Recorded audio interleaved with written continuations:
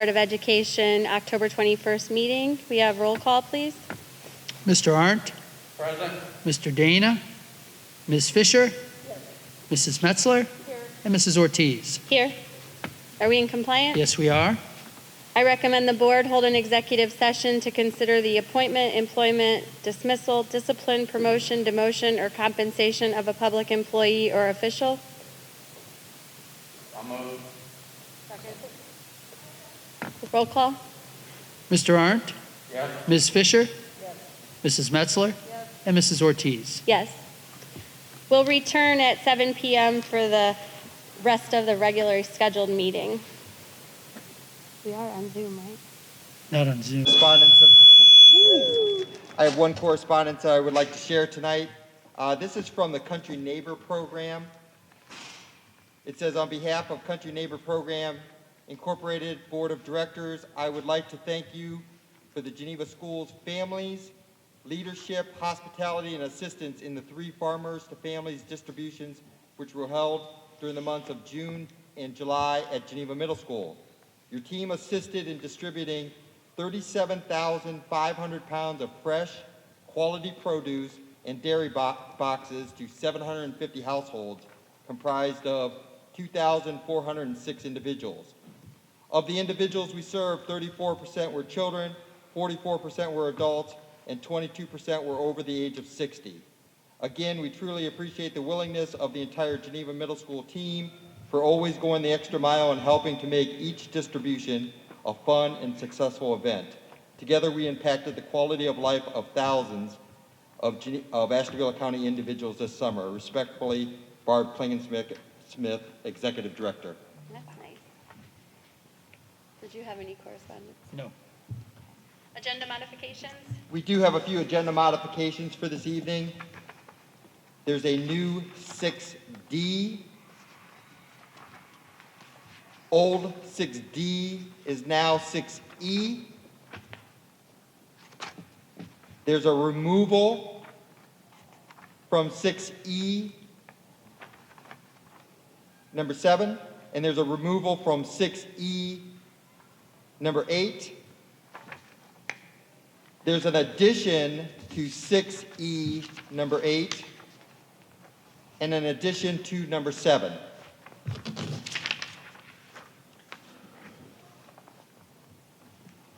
That brings us to our first hearing of the public. If there's something you'd like to say, we need you to stand and state your name and address for the record.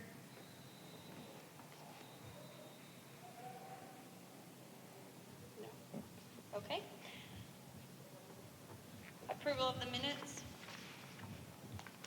So moved. Second. Discussion. Roll call. Mr. Dana? Yes. Ms. Fisher? Yes. Mrs. Metzler? Yes. Mrs. Ortiz? Yes. And Mr. Arndt? Yes.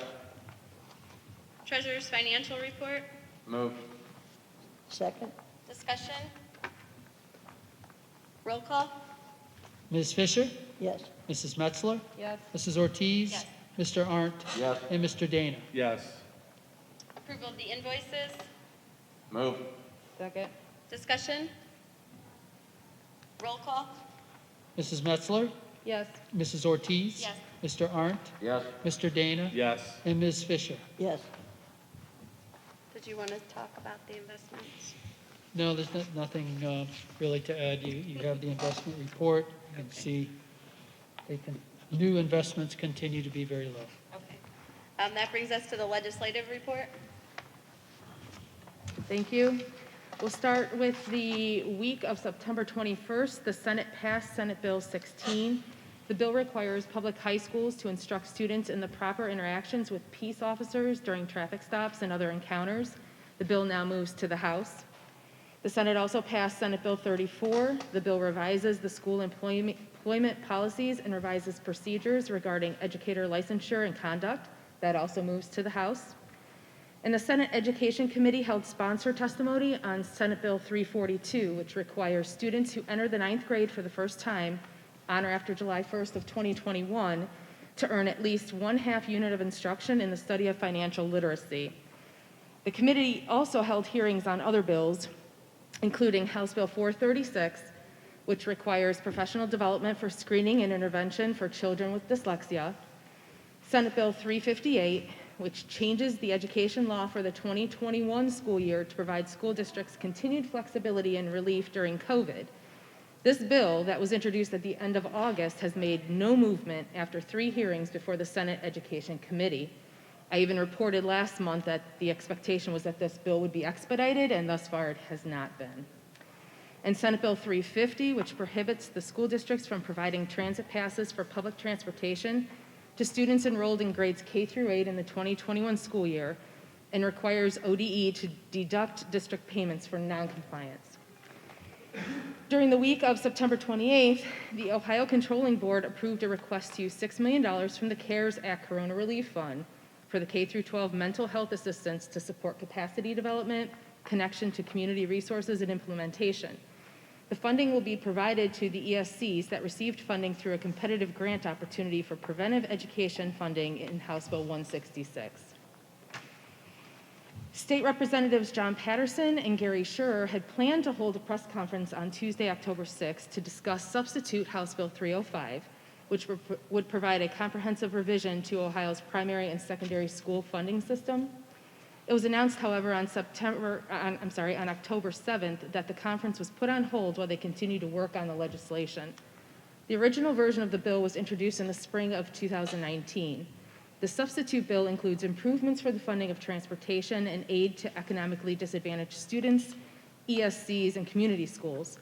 It also modifies the state's method for distributing its aid to the school districts with an emphasis on providing additional assistance to lower capacity districts.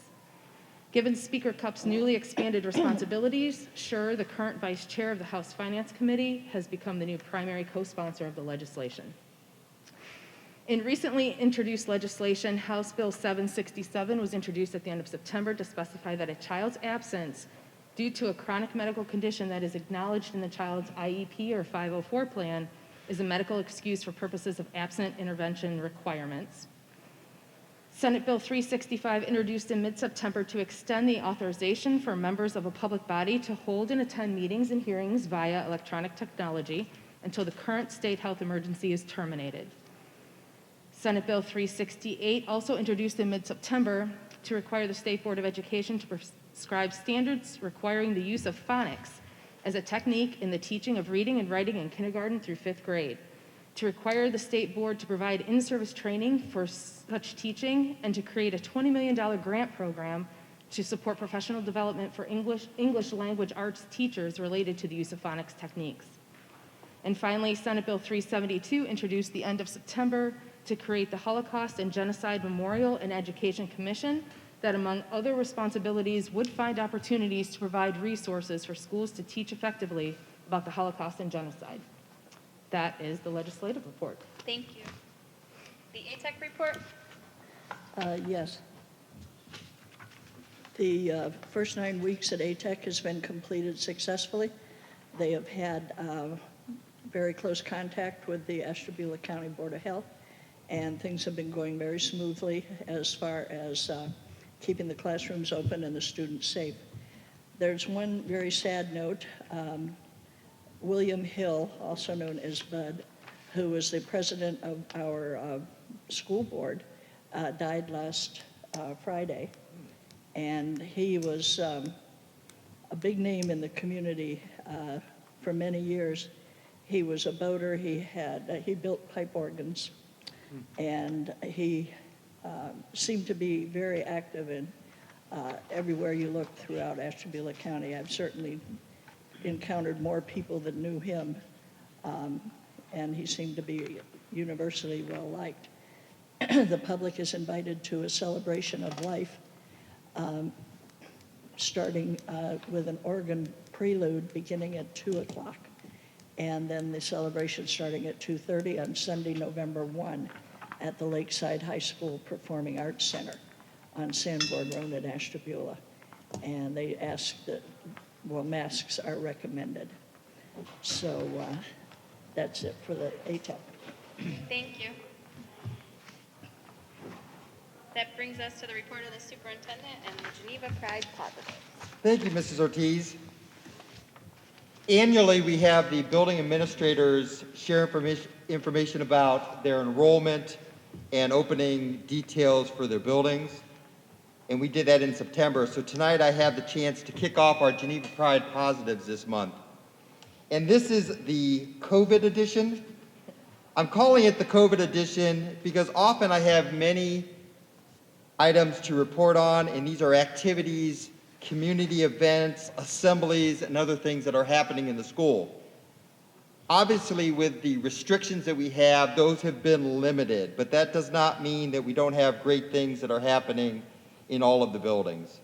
As part of our Geneva Pride Positives COVID edition, I have combined information for the 3 elementary schools. One of the things that we've really talked about is consistency between those 3 buildings, and the 3 principals have worked very well together. So we'll start off with Ostenburg, Cork, and Geneva Platt R. Spencer. The building teachers and staff were excited to welcome back students on October 12th for a 4-day in-person learning. This was like the first day of school where Group A meets Group B. The students were excited to welcome all their friends and classmates back to school. All staff have been busy making their seating charts and arrangements for physical distancing during breakfast and lunch times. We are excited to welcome even more students back from remote learning effective November 2nd. The teachers have done a fabulous job meeting with remote learners, taping videos, posting lessons, grading assignments, and communicating with families and students daily. Also at the 3 schools, Gary Gribbins from Gary Michaels Photography has finished the first set of pictures for all 3 elementary buildings. He did a fantastic job getting students excited for the pictures. This week, 3rd grade students will be taking the Ohio State Test for English Language Arts during the week. Remote students attended today in person with safety precautions in place so that they had their first administration. And for all 3 elementaries, there will also be a Spirit Week for Red Ribbon Week during the week of October 26th. Here are some of the ideas for those days. Monday is Plaid Day, Tuesday is PJ Day, Wednesday is Career Day, which will be virtual, Thursday is Twin Day, and Friday will be Orange and Black Day for fall festive. At Geneva Middle School, despite the challenges the district is facing with our shipment of new Chromebooks, Geneva Middle School has been able to provide a one-to-one experience for our in-person students so far this year, thanks to help from our parents and staff members.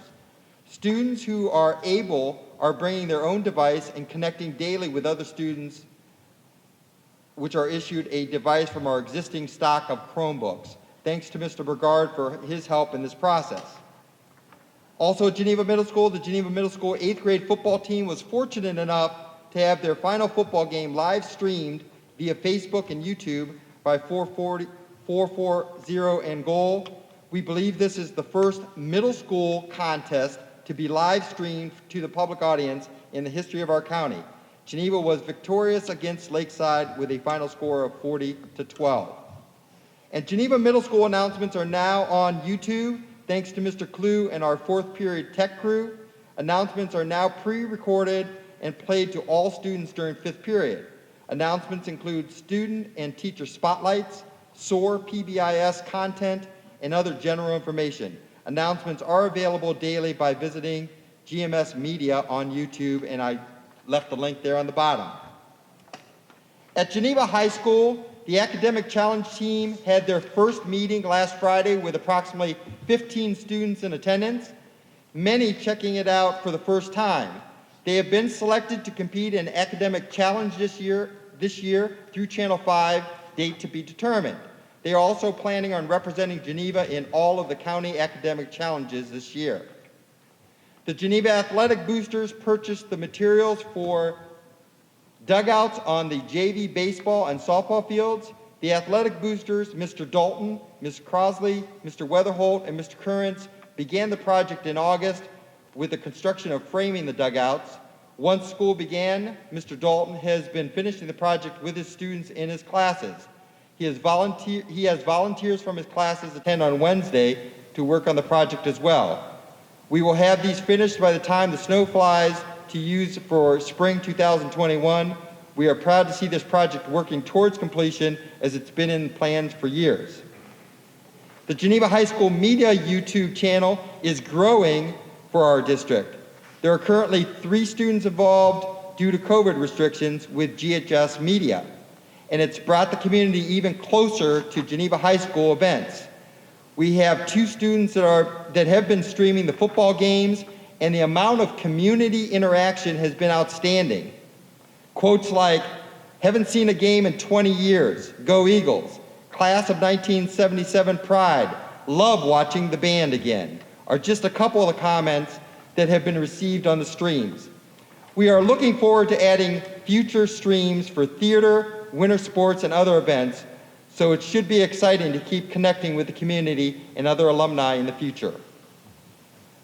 On March 12th, 2020, the Geneva High School Thespians entered the Geneva High School auditorium preparing for a final dress rehearsal of the Disney musical Beauty and the Beast. Weeks of arduous rehearsals were coming to a close, and the cast and crew were finally ready to put on one of the largest Geneva High School productions ever. An announcement from the Ohio governor stopped everything. The show would not go on. It would be postponed 4 times. In September, the Geneva High School Thespians knew that a full-contact musical was not a safe option during a pandemic, but knew it was imperative to continue with a fall production. As the students and their director discussed the personal impact COVID has made on their lives, it became apparent that the students wanted to tell their story. Taking copious notes from the discussion with students, the director spent 3 weekends writing the play, Changing Our Voices in Distress, the acronym COVID. While the students rehearsed completed scenes, the no-contact, socially distanced play follows 13 students through 9 months of living through the pandemic. The play captures funny moments of toilet paper hoarding and hybrid schedules while dealing with the tragedies of depression, illness, and death. The usual challenges teens face, including relationships, the stress of school and family, and the need to belong, are also addressed. The play unfolds through a series of phone calls and Zoom meetings, making the show a safe option for the students. Changing Our Voices in Distress has provided the students with an opportunity to not only perform again, but to share their own struggles with COVID. Presently, the goal is to perform with a small, socially distanced audience and via a live stream format, or if necessary, a Zoom performance.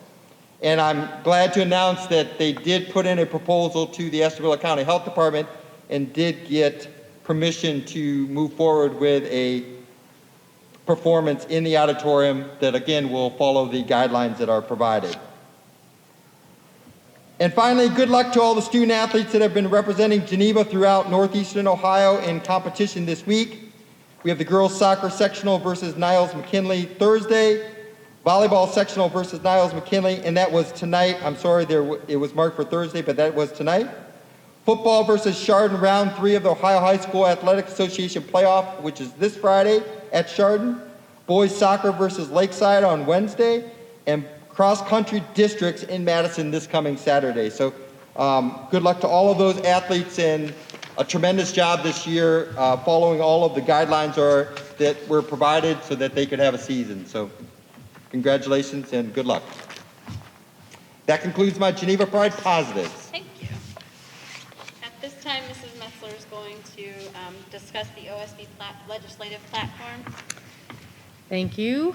It was suggested to me last month by Mr. Lillie that we might discuss this legislative platform because this is the platform that I, as the representative for our board, will be voting on at the meeting next Thursday, the virtual meeting that's being held in kind of conjunction with the Capitol Conference, which will be held in November. So I'm going to try not to drone on and on and on. This information is on the OSBA website, and I will give you that website information. But I want to highlight a few of the things that are part of this platform so that you kind of know what it is that we're voting on. First of all, I'd like to kind of explain to you the platform in OSBA's words. quote, "The OSBA Legislative Platform is a critical component of the association's advocacy toolkit that publicly states OSBA's positions on key state and federal education issues. It communicates to policymakers and the public where Ohio board members stand on public education issues and guides OSBA's advocacy efforts and sets its education agenda. The platform addresses scores of topics in 4 sections: students and learning, school governance, finance, and personnel. So each topic that's addressed, or what's referred to as a plank, details OSBA's opinion or stance on the topic, and it spells out what legislation OSBA supports, and in some cases, what legislation it opposes as it relates to that topic. This platform document is 1,121 lines long, so it was quite a read. About 25 pages is what they sent me for the proposed platform for 2021. The majority of the platform did not undergo any changes for this year or for this review and vote, though there was one plank that was added concerning racism and equity, along with 4 modifications. So I will include that in what I'm going to go through. But as I said, so to not go on and on, I had chosen out about 4 planks in each of those sections to talk about. I think I'll cut that back because it did take a while to go through.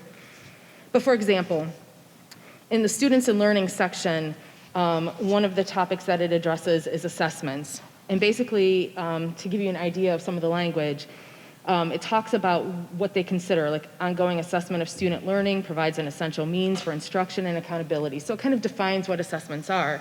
And then it moves on to say, OSBA supports legislation that uses assessments as a diagnostics tool to improve instruction and learning, fully funds any and all requirements associated with implementing state and federal assessment laws. OSBA opposes legislation that subjects school districts to a one-size-fits-all approach that fails to recognize the unique needs of individual students and individual school districts. It also opposes legislation that rates and/or ranks schools or school districts or is used in a punitive manner. So that's kind of the way that this entire document reads on a number of different sections. So a few of the sections that I pulled out from students and learning are, in addition to assessments, curriculum, the state report card, where there were some verbiage changes that really had no impact in how they defined their stances. And then that is also the section that they added the racism equity plank.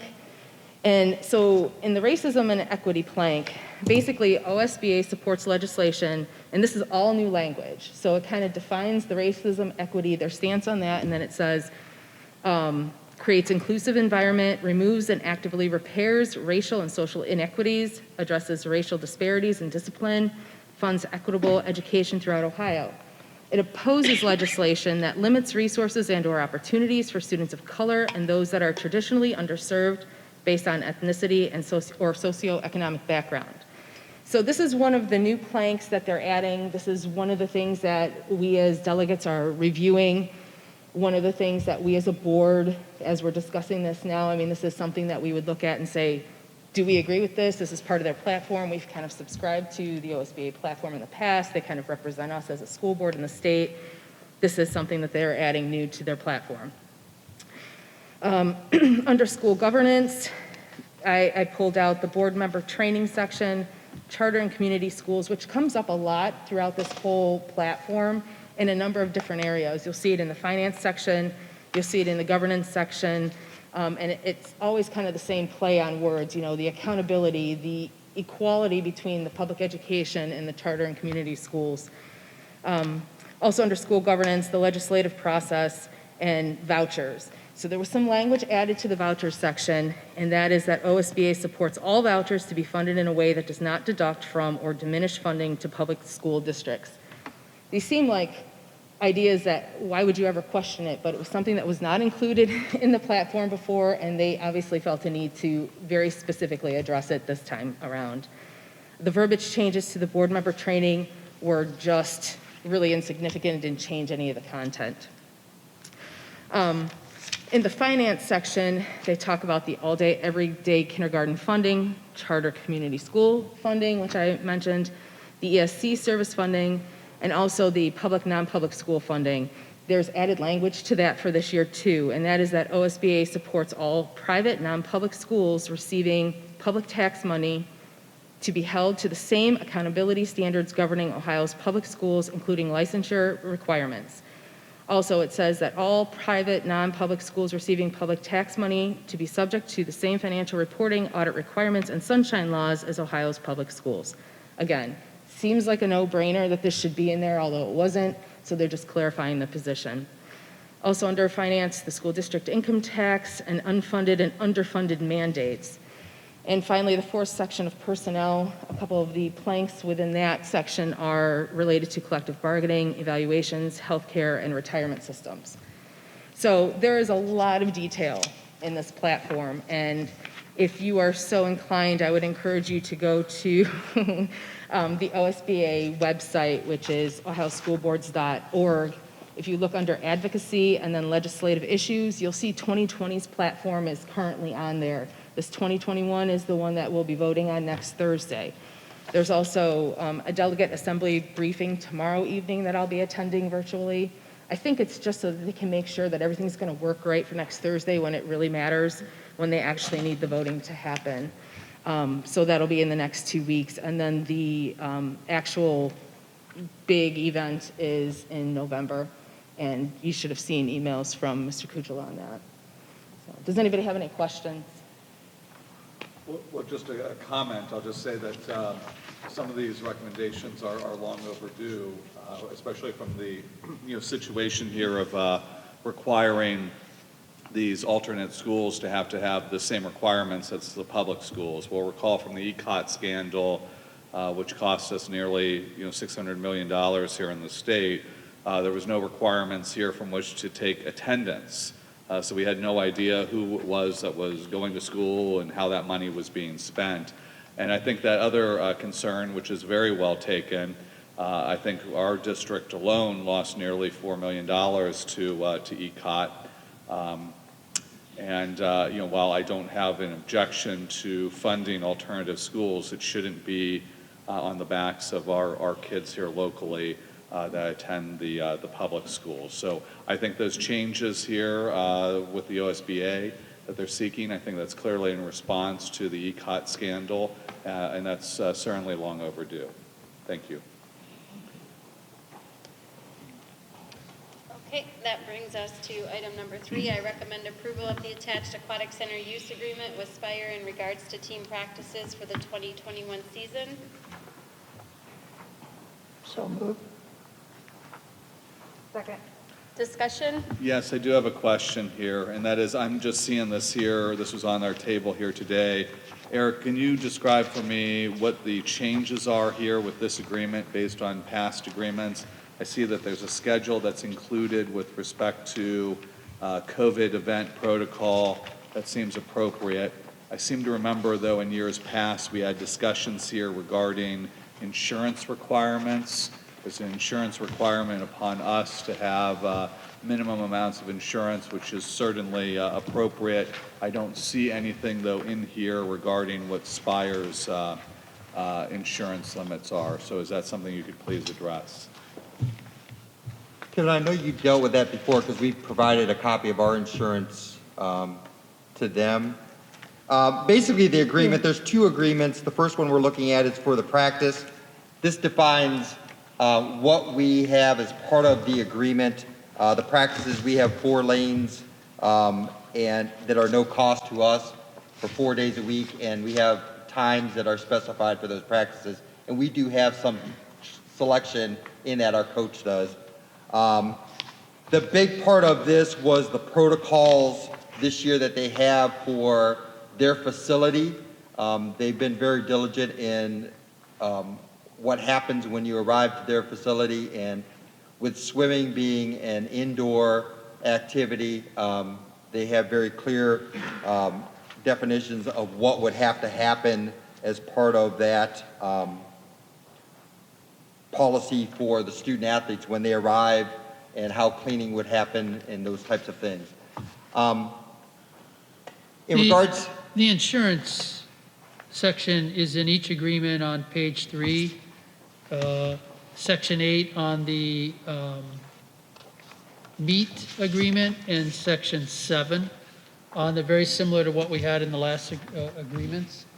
And obviously our insurance meets their requirements, and they've been providing their certificate of insurance as part of our overall sports usage agreement. And so nothing changes from that to this. It's just that they require that we enter into these individual agreements each year for the aquatic center use. And while it spells out right now what their anticipated use is, it also says that that can change if the swim team needs additional lanes for practice, subject to availability. They'll try to work that out at an additional cost, because what's in here is what is given us through our overarching agreement with Spire. I just want to know how much insurance coverage they have. If there's a suit that's filed, oftentimes plaintiff's attorneys look at who has the most insurance coverage. So if that's provided under the underlying agreement, that's fine. I just don't see that here. I don't know what their limits are, and it's not in this agreement. That's all I'm asking. Okay, well, their limits have been over the $1 million that they're asking us, and the aggregate limit, their insurance has matched what we have. It's either matched or Yes. exceeds what's required for us. That's all, that's what I want to make sure.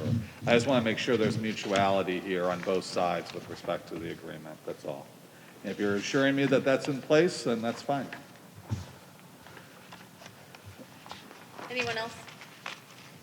Roll call? Mrs. Ortiz? Yes. Mr. Arndt? No. Mr. Dana? Yes, Ms. Fisher? Yes. And Mrs. Metzler? Yes. This brings us to item 4. I recommend approval of the attached aquatic center use agreement with Spire in regards to conducting swimming competitions during the 2021 season. So moved. Second. Discussion? just the same concern that I had before, and if that same situation is in existence, then I have no problem. And that's confirmed, yes? Yes. Okay. Anything else? I'll just say that this is for, they do allow us to have one meet at no cost. That was part of the agreement. The only additional cost would be if we'd use electronic timing. And again, the same protocols are in place for COVID protocols. The other part of this agreement that exists is we will have to provide them with a plan for the meet, since there will be additional teams there. So we will have to submit that to them. They'll review that at Spire and then submit that to the Osb County Health Department. So that'll be part of our responsibility for the meet. Roll call?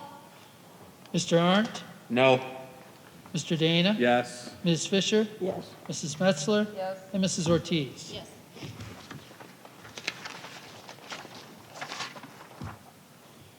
Item number 5, I recommend the board approve the following student as having met the requirements for early graduation for the 2021 school year. Brianna Palazzo.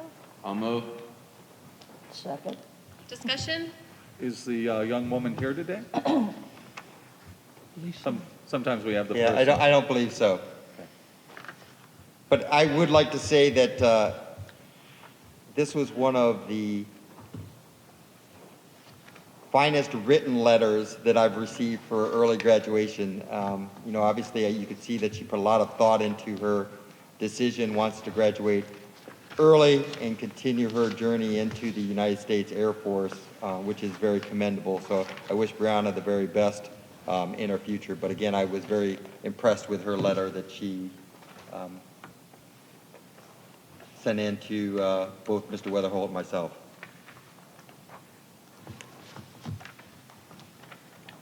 Roll call?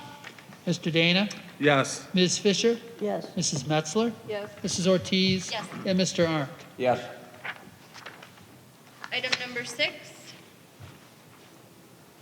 Move. second, discussion?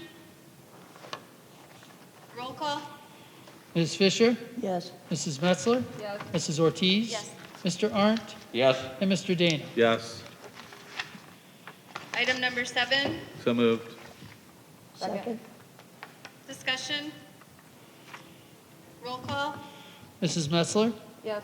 Mrs. Ortiz? Yes. Mr. Arndt? Yes. Mr. Dana? yes. And Ms. Fisher? Yes. And that brings us to other. Mr. Kujala, did you? Yes, and Mrs. Metzler, I knew you had something for other also. Did you want to go first? Sure, you already really kind of addressed it. I had received some correspondence from Ms. Christopher of our theater program, so Mr. Kujala had already kind of addressed what was going to be going on for the fall production, but I did also want to mention, because this came over very shortly before the last meeting, that the plan is to perform Beauty and the Beast this coming spring as the spring musical this year, a year after the intended plan. And at that time of her email, when she sent that, she said the winter show was still being planned for December or January. All of this is providing things kind of stay the way they are with COVID right now. And she was still looking forward to putting on a spring one-act. So that's kind of the plan for the theater department in addition to this fall production. And I just wanted to mention that I appreciate Ms. Christopher's efforts to keep moving the program forward, despite so many obstacles being thrown in her path for her and all of the other students participating in this. So I thank her for her efforts and all of the students as well. Thank you. I didn't mean to steal your thunder tonight. That's okay. I do have a few other items. First of all, as was mentioned earlier, the Ohio School Boards Association Capital Conference will be held virtually. I know that Mrs. Metzler and Ms. Fisher both have shared that they would like to participate in the numerous workshops and meetings that will be held as part of that conference. I will also be participating, so we look forward, and I'm sure they'll do a tremendous job. If you've been to that conference before, usually the technology is wonderful that they have there, so I'm sure they'll do a great job with all of the various workshops that will be presented. Also, I did provide you with a copy of the Geneva Area City Schools 2020-21 directories this evening, so you'll have that.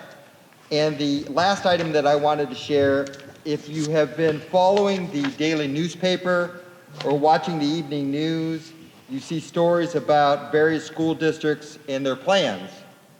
Schools going from in-person to remote, schools going from remote to in-person, hybrid plans expanding, Orange City schools picketing parents to go from fully remote to hybrid, or lawsuits being filed by parents for endangering students and staff and going from a remote plan to a hybrid plan in Hudson City schools. So there's a lot of opinions out there in regards to plans that schools have, how they've administered those plans, what procedures they've had in place.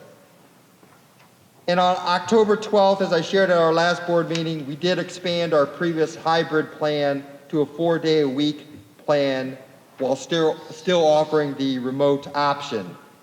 As I mentioned earlier in an email last week, I visited all of the buildings during the week of October 12th, and it was a positive transition. As mentioned earlier in my Geneva Pride Positives, it was like our third opening day, the first being when we had our hybrid A students in, the second when our hybrid B students came in at the beginning of the year, and now with our hybrid A and B combined. So again, there was a lot of positive. The kids seemed excited to be back. I have to thank the administration, the teachers, the staff, really everyone for all of their additional work in trying to take the plan that we had in place for a 2-day-a-week hybrid plan and now materialize it into a 4-day-a-week plan with changes, many in large areas such as the cafeterias and the gym and some of the other areas that we know we have a lot of students that are going to congregate, and how are we going to move them in and out safely. So again, tremendous work by all of those staff. I did share with you a little bit about the enrollment, looking at what our hybrid numbers were when we began the year in all of the buildings, looking what our online numbers were as we began the year, and our class totals. On the far right in red, I did put what the 4-day-a-week class enrollment looks like. And probably the first one you see for Osterberg, you can see that there's some low numbers right at the beginning. With their preschool, they have a testing process that they go through. They right now are planning that they'll have 11 in each of those classrooms, but as they work through that testing process, those students are slowly coming in. So that's why I marked those with the asterisks next to them. So can I stop you here for just Sure. a minute? I'm sorry. But at our last board meeting, we were talking about enrollment issues, and there was one school, it was Austenberg, which had a significant decrease. Is that because we didn't have the preschool numbers, or have we had an opportunity to look into that? Because there just seemed to be a dramatic reduction. I mean, there was a reduction Right. in students at all of our schools, but I think, as I recall, it was like 20%, or nearly 20% over at Austenberg. So Yeah, and is we that did, I'm going to mention that in just a moment, but we did look at that. And I'll come right back to that. Okay, I just wanted to ask if the Yeah. preschool was a basis. We had added the preschool last time. I did have that in the numbers for the final class totals, but at that time I didn't put in numbers for who was attending on those hybrid days. But the information I'm giving you is basically what our 4-day-a-week classes look like right now. We have contacted parents to see those that plan to come back as of the end of the grading period, which is November 2nd. And you can see that there are some increases there. And then what our online numbers will still look like. As I look through, and I'm not going to go through all of the different buildings, but if you do have questions, I will answer those. But if you look through the 3 elementaries and Geneva Middle School, all of those schools will see decreases in the number of students that will be online and more coming back to the building. And I did highlight that for you underneath each of those. So like for Austenberg, we'll have 21 more students coming back that were online that will be coming back for the 4-day-a-week and losing those students on the online side. Same thing for Cork. We'll have 38 students coming back for the 4-day-a-week, and again, losing those on the online. If you look at Geneva Platt Spencer, they're very similar. Again, they're going to have 42 more students coming back, K-5, and 46 coming off of that online. So again, more wanting to be in person. And again, same thing for Geneva Middle School with 49 coming in for the 3 grade levels, 6, 7, and 8, and 45 coming off our online. The only building that did see an increase in the online is the high school. They'll actually be losing students that were in person, and this isn't just recently, it's kind of been from our last board meeting to now, where high school students and maybe parents are giving them a little more decision-making as do you want to attend in person or do you want to go online? But you can see that you'll see an increase of 33 students going to online or have already made that transition to online. So that was the only building that you saw more students selecting online than that in-person option. Again, with all that being said, the main focus has been how can we do this safely? How can we keep students distanced? And again, with all the protocols that we've had in place, the hand sanitizer, the face coverings, making sure that students are going in on a regular basis to wash hands, keeping their distance in common areas, and doing all of those things. We are still in the process of finding out why we've lost some of the enrollment. All of the schools are making contact, but I know Austenberg was one of the building that we were concerned with. And we did look at data for 2018 all the way through present. And we did have 19 students from their previous that moved to another online program, not Geneva's. So they went to a charter school or an online program, K-12, something that was not Geneva. So we found that out from the families. Those we're going to try to reach out to and at some point try to get back to our district. We did have 9 students move out of the district. Again, most of those went to either Jefferson, some to Madison, and some to Ashtabula, and some of those were related to parents working in either Madison or Ashtabula, so they ended up taking their students with them as since they worked in the district. We had one student move to the Cork Autism Unit.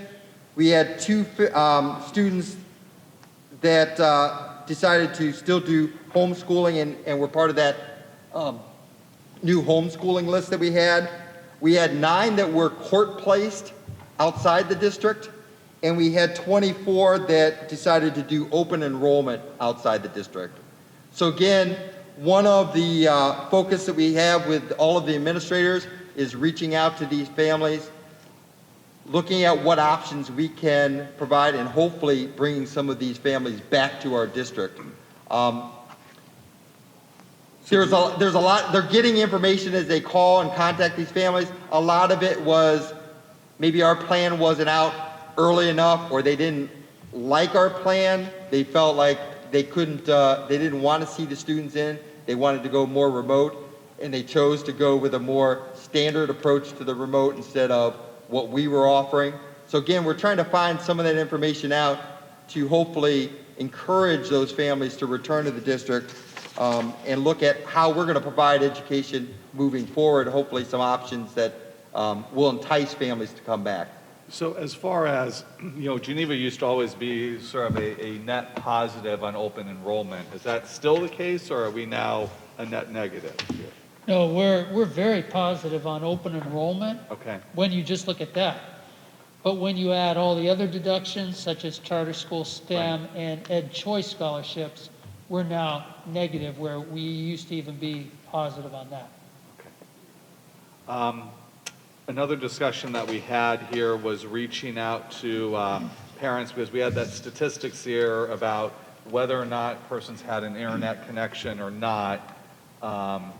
And obviously those people who don't have that couldn't respond to our survey, so we're going to reach out to those folks. So can you give me some kind of update, or the board an update here of, and I know we're in class, now 4 days a week, but we have to be prepared if we have to go back to an online setting. Right. Do we have any kind of clarity here on what percentage of our students lack adequate, broadband? We probably have, I think as we collected the information, we probably have maybe 30 to 40 students that would need some kind of connection, that either have poor connection at home or would need to have access. We did go through our broadband grant. We have ordered additional Wi-Fi for all of the buildings, public Wi-Fi, so that those students would have access. If they're in the parking lot areas, they would have a special code that they could use. We also have hotspots that will be ordered, and part of that, so that if there's families that, and a lot of these are spotty in different areas, that they would be able to get a hotspot that would have internet service to them, so that they would have a great connection for any online. So when will something like that be available, where these parents would have those hotspot connections set up? We're hoping November. November. And how does that correspond here with our Chromebook order here? Because my understanding is that CARES money needs to be spent at a particular date in December, or how are we? The Chromebook, the CARES Act funding that we ordered the Chromebooks through, Right. which is the ESSER funds, that has a much longer period into 21. Okay. Okay. It's only the broadband and the CRF, the COVID relief fund, Okay. the newer money, that has to be spent by December 31st. Okay. How are we on the Chromebook issue as it is? As I've shared with the board through some emails, we had some good news. First, we were thinking it was going to look like mid-October to the end of October, and then we heard that it may be pushed back into mid to later November. Okay. So we're awaiting the next word that we may receive from them.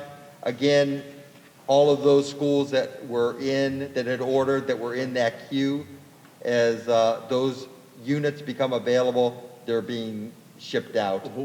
Where are these Chromebooks now? This is like a Where's Waldo picture book, I think, idea we have here. So where are they now? I'm not certain where the Chromebooks are right now. I know they were trying to divert the ship to another area so that they could be unloaded and then disassembled or somehow reorganized for new shipment, but I'm not positive on the exact location. Okay. I know they have ramped up, that was the other thing, Lenovo has ramped up their production, hoping to at least get the orders that they had filled. And then they also were introducing a new chip as of the beginning of the year. And so if they don't fill all those orders, then it looked like it was going to be not until after January that some of those orders would be filled or any new orders would be taken. Awesome. Okay, thank you. But again, I really wanted to just share the numbers, what it looks like. I know I've talked with some of you with concerns in regards to students coming back. I know most of the, if not all the administrators are here. I haven't heard, and it's open to them if they want to chime in. I haven't heard anything but positives really for the students coming back. And again, I think having that start of having a hybrid A and B group, we were able to teach all those protocols and procedures, and I think that's only helped because we've just now enhanced and encouraged them to continue to follow those same. And I don't know if any of you wanted to add something.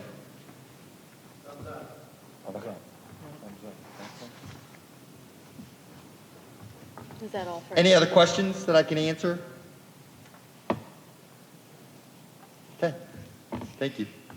Okay, that brings us to our second hearing of the public. So once again, if there's something that you'd like to say, we need you to state your name and address for the record.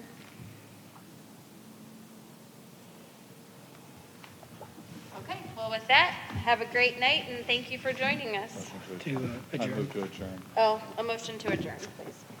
Second. I move. Ms. Fisher, second. Roll call.